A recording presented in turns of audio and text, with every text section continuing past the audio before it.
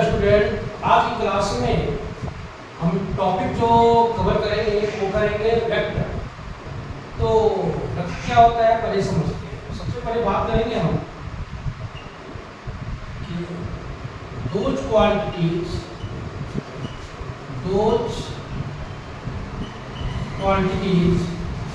which can be measured, those quantities which can be measured are called vector. Sorry, those quantities which can be measured are called physical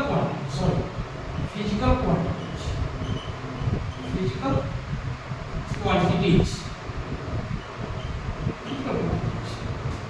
And further we can say कि these physical quantities and इस physical quantities को these physical quantities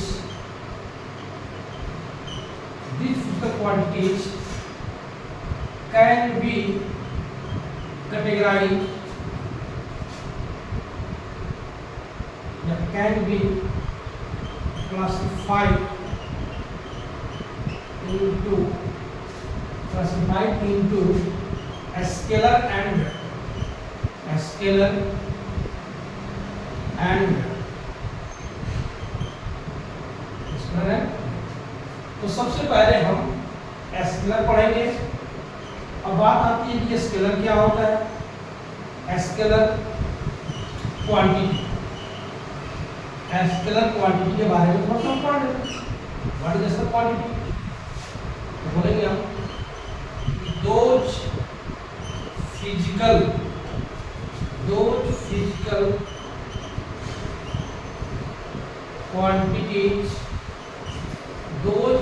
quantities having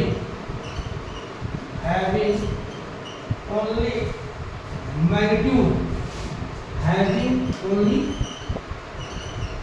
magnitude but no direction। क्या मतलब हुआ? जिसके अंदर सिर्फ क्या हो, मैग्नीट्यूड और वैल्यू, डायरेक्शन ना हो।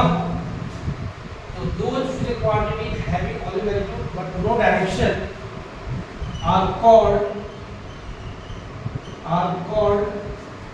scalar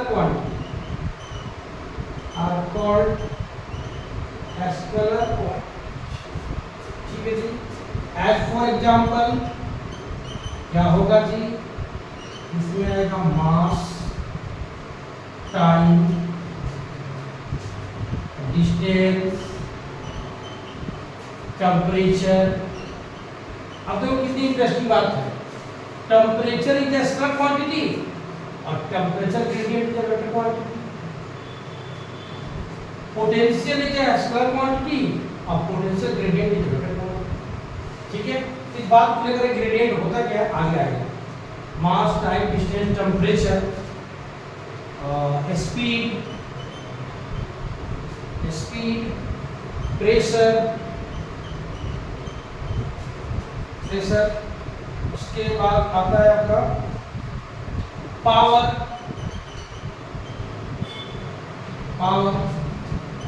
work and energy.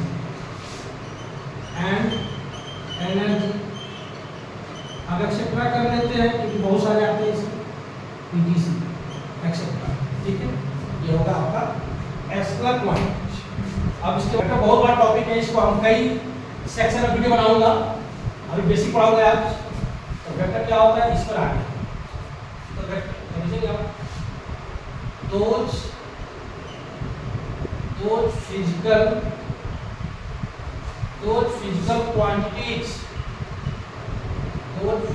quantities having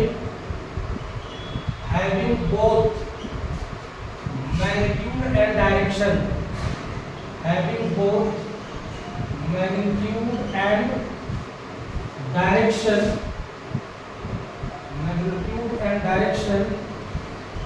as well as follow the law of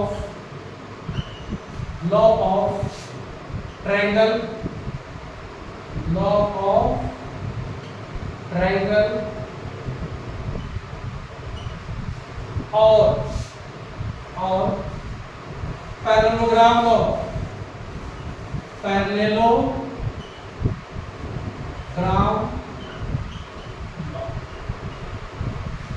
देखो जी हम लोग क्या पढ़ते थे कि जिसमें सिर्फ मैग्नीट्यूड डायरेक्शन हो वही वेक्टर होगा, लेकिन ये पूरी कंप्लीट डेफिनेशन नहीं है। For complete definition triangles law या पैरेललोग्राम लॉ को फुलफिल करना पड़ेगा, तभी होगा वेक्टर। एग्जांपल में लिख लेते हैं, डिस्प्लेसमेंट बड़ा होगा जी, डिस्प्लेसमेंट यानी डिस्टेंस भी डायरेक्शन, ठीक है। उसके बाद आता है वेलोसिटी, उसके बाद आता है एक्सेलरेशन, मोमेंटम। ये मोमेंटम क्या बताता है जी? Magnitude of motion, mass into velocity, momentum. उसके बाद फोर्स, ठीक है जी।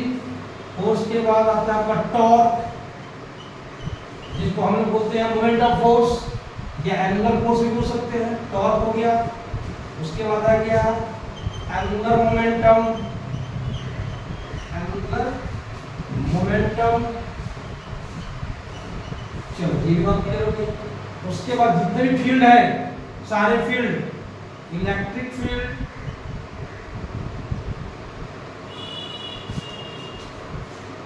कौन, gravitational field,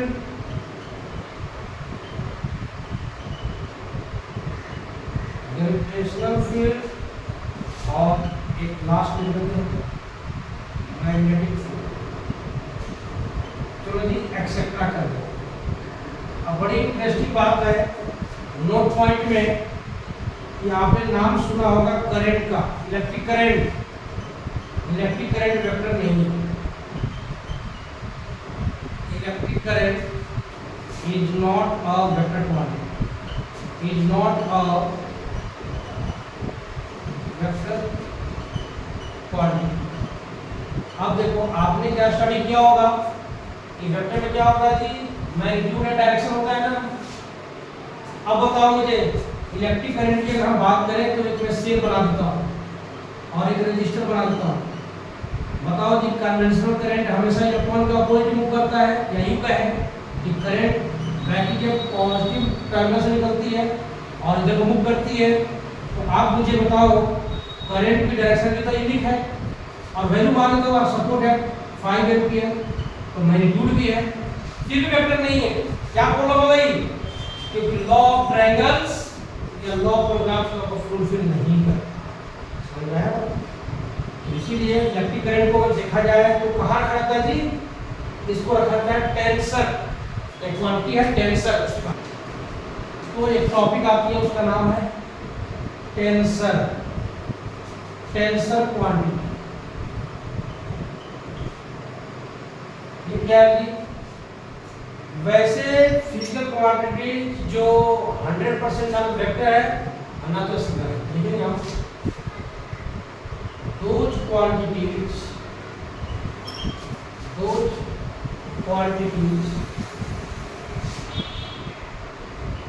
which are not purely scalar or vector, ना तो प्योरली स्केलर है ना तो वेक्टर है। एग्जांपल में कौन कौन है जी? इसमें देखिए कितने सारे आ गए। इलेक्ट्रिक करंट किसी कैटेगरी के हैं, उसके आता है moment of inertia, moment of inertia जो आप चैप्टर किसे पढ़ेंगे जी? रोटेशन पढ़ेंगे। मोमेंट ऑफ इनर्शिया क्या होती है? I = mr²।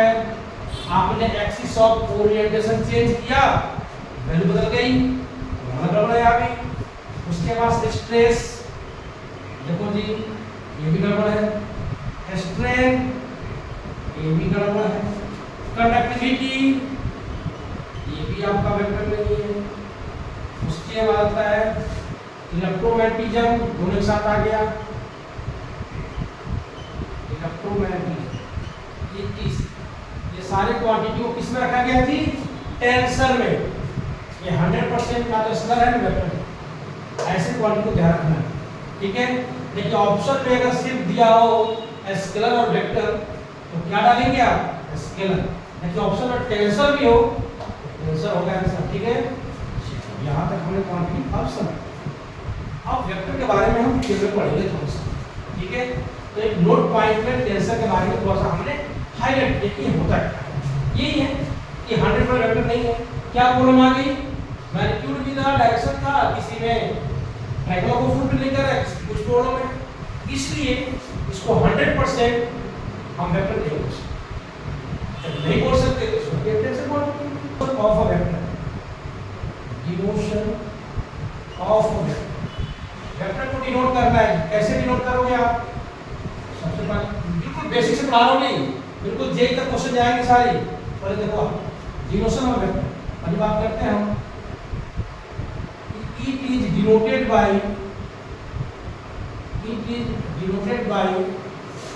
arrow headed letter, और बुक में देखेगा और करके ले लेता हूं बोल्ड लेटर और बोल्ड लेटर, ऐसा भी किया जाता है। कोई भी लेटर ले लो, कैपिटल या स्मॉल, आपकी चॉइस है, ऐसा भी लिख सकते हो या आप ऐसा लिख सकते हैं। और इसी को बुक में क्या करता है जी, बोल्ड कर देता है जी, ऐसे बोल्ड कर दिया जी, देखो। लेकिन आपको इस पैटर्न को यूज करना है, ये बोल्ड वाले को हम लोग यूज नहीं करते हैं, बुक में लिखा होता है, आप चाहो तो ऐसे कर सकते हो, लेकिन इसमें टाइम टेकन है, आप कर सकते हो, ठीक है। ये मत सोचना कि सर ये प्लस है तो ऐसे करें, माइनस होगा तो क्या सर माइनस वाले वेक्टर को क्या हम ऐसे कर देंगे, नहीं, माइनस वाले को आप ऐसे करें, ठीक है। ये हो गया आपका पॉजिटिव और ये हो गया नेगेटिव।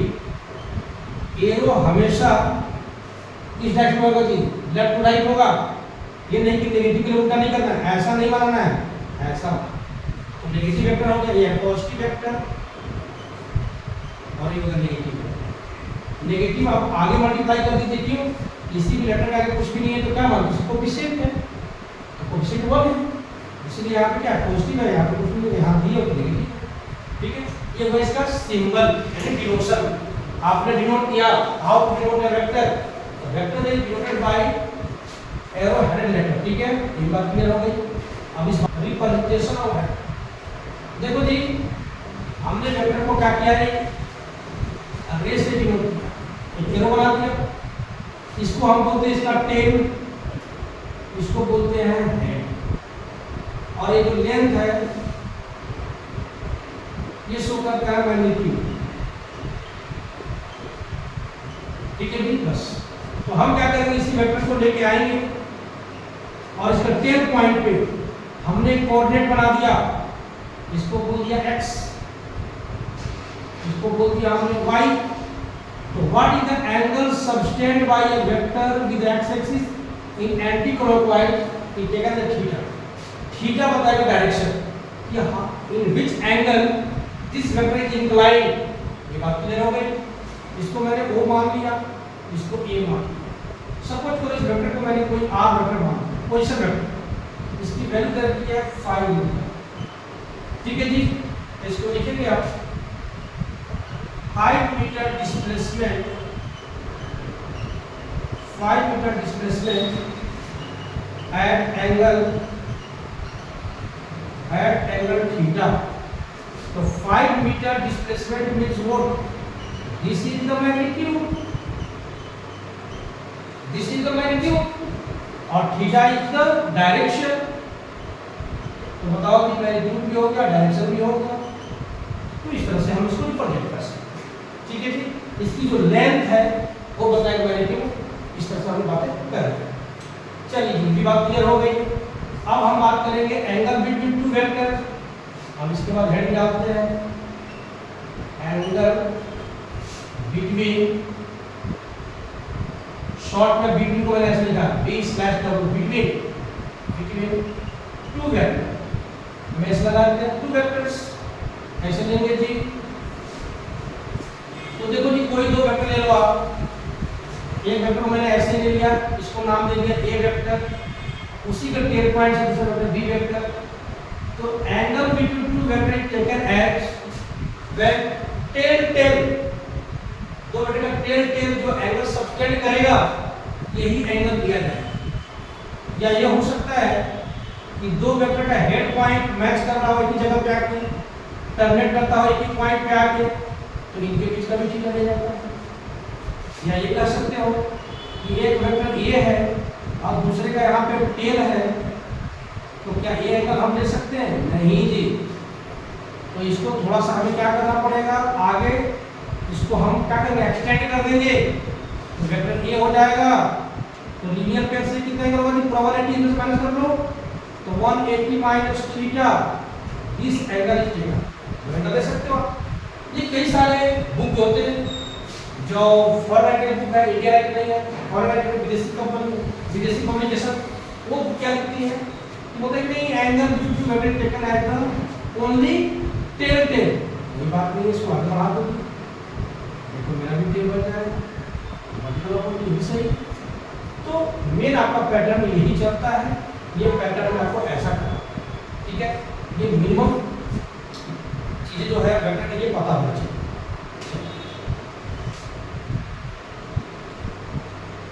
वेक्टर एट प्लेन, किसी प्लेन पे वेक्टर को ड्रॉ करना। तो चलो मैं प्लेन बनाता हूं मैं, हमने इसको नाम दे दिया ईस्ट, नॉर्थ, साउथ और ये हो गया आपका वेस्ट। बोर्ड पे या कॉपी पे यही पैटर्न होती है बनाने का। कोई वेक्टर दे रखा है, मान के चलो ऐसे में लिख दिया, ये लिख दिया force equal to 5 newton force, ये एंगल बनाया हुआ है 30 डिग्री। क्या लिखोगे इसके बारे में, लिखोगे आप इसके बारे में लिखोगे आप 5 newton force is acting 30 degree north of east. North of east मतलब जिसके साथ बना है वो ऑफ के बाद आएगा, नॉर्थ ऑफ ईस्ट। अगर इधर से होता तो ईस्ट ऑफ नॉर्थ हो जाता। जैसे यहाँ पे देखो आप, मैंने दूसरा ड्रॉ कर दिया, ये हो गया आपका ईस्ट, ये होगा वेस्ट, ये होगा नॉर्थ, ये होगा साउथ। हमने ऐसे कर दिया 30 डिग्री, वही फोर्स है 5 न्यूटन। क्या लिखेंगे जी, 5 newton force is acting at 30 degree east of north. ठीक है जी, नॉर्थ का बना हुआ है, ऐसा नहीं सकता। दूसरी बात एक और लीजिए, प्लेन यहाँ बना करके, ये है नॉर्थ, साउथ, ईस्ट और वेस्ट। अगर कोई वेक्टर ऐसा आ रहा है, इसका हेड आ रहा है ओरिजिन पॉइंट पे, तो नहीं लेंगे, इसको थोड़ा आगे बढ़ाएंगे। यहाँ पे लिख दिया हमने 5 न्यूटन फोर्स, तो आपने क्या किया, इसको आगे से थोड़ा सा एक्सटेंड कर दिया। तो मान के चलो ये वाला एंगल जो था वो 60 डिग्री था, तो बताओ वर्टिकल ऑपोजिट कितना आएगा जी, 60 डिग्री। यही चीज होगा कि हो गया, तो लिख देंगे ना 5 newton force is acting iron force is acting at 60 degree north of east। ठीक है जी, यही बात क्लियर हो गई। एक मैं और बना दूं, सपोज करो ये नॉर्थ, ये साउथ, ये ईस्ट, ये है वेस्ट। अगर मैंने ठीक 45 इधर से बनाया और 45 मैंने इधर से बनाया, 45 दोनों साइड से बना दिए जी, और वही फोर्स लग रहा है कितना, 5 न्यूटन। तब क्या लिखोगे जी, 5 newton force is acting north east direction. आप इसमें मत लिख देना 45 east of north, north of east नहीं। अगर इसके बीच हो तो क्या लिखोगे, साउथ ईस्ट, इसके बीच साउथ वेस्ट, इसके बीच north west. And north south के यहाँ पे लिखना है, इस तरह से प्लेन दिखाएंगे। ठीक है, तो वेक्टर एट प्लेन हो गया। बिल्कुल, ये बात क्लियर कर दिया मैंने। इसके बाद आता है कि addition of two vector, addition of two vector, addition of two vector. इसको ऐड करने के मेनली दो ही मेथड है हमारे पास, ट्रायंगल लॉ,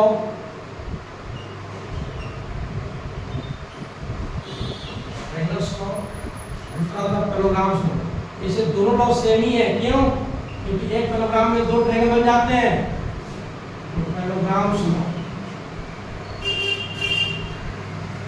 पैरेललोग्राम्स लॉ। ठीक है जी।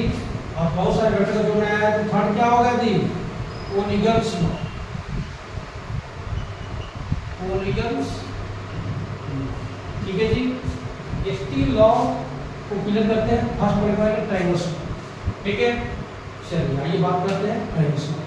इस तीनों लॉ को पढ़ेंगे थोड़ा एक करके। ट्रायंगल्स लॉ क्या है? पहले बात समझिए, कोई भी दो वेक्टर हो, मान के चलो हमने लिख दिया ए और दूसरा क्या लिख दिया जी? बी, कैसा भी दिया हो, तो how to add this two vector according to triangles law. According to triangles law, two vector A and B, A to B. So according to triangles law, vector A and B taken in the order like this. कैसे order लेंगे जी? Ten है ten. तो दो vector सब जगह तो बनेगा नहीं, तो कैसे ऐड करेंगे? तो A और B तो आपने ले लिया, तो थर्ड वेक्टर आपको चूज करेंगे। और किस डायरेक्शन में जी? Opposite direction. देखो टेन है उल्टा आना चाहिए, मैंने क्या किया इसको क्वेश्चन उल्टा लिया, इधर से नहीं आया इधर से। तो कह सकते हैं कि आप यहाँ गए मैं यहाँ से यहाँ गई, ये दोनों का शब्द बराबर यानी डिस्प्लेसमेंट तो हो गया एक तरह का। बिल्कुल सही बात है, शॉर्टेस्ट पाथ होगी। So according to triangles law, two vector A and B taken in the order tail head, and third vector we have to choose as the resultant in reverse order, which is equal to the sum of these two. This is the law of triangles. ठीक है, इस law को हमने यहाँ पे draw किया है। अब इसकी वैल्यू वैल्यू निकालेंगे। ठीक है, पहले इसका स्टेटमेंट लिख लेते हैं, फिर आगे बढ़ेंगे। तो लिखेंगे हम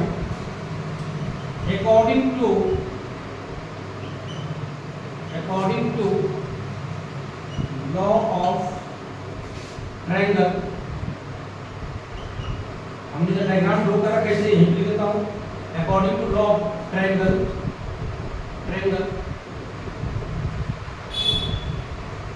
vectors are taken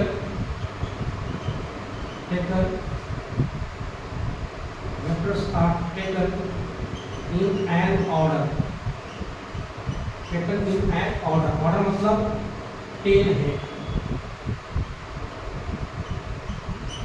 taken in order, and third side as a resultant, and third side as a resultant is taken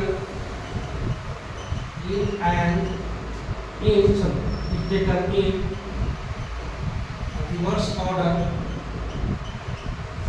order, which is equal to sum of these two vectors and completing a triangle. So that is क्या लिखेंगे जी? R equal to A plus B। ठीक, तो कहने का मतलब हुआ कि यहाँ से नोट पॉइंट याद रखेंगे कि sum of two vector is also a vector, ठीक है जी। R equal to A plus B. देखो जी दोनों का सम के रिजल्ट क्या मिला, आर उसके ऊपर वेक्टर है तो ये वेक्टर होता है। अब इसका सम बताता क्या है जी, तो सम बताता है रिजल्टेंट। इसको हम बात करते हैं नेक्स्ट पॉइंट में, ठीक है। इतना कंप्लीट हो गया, चलिए।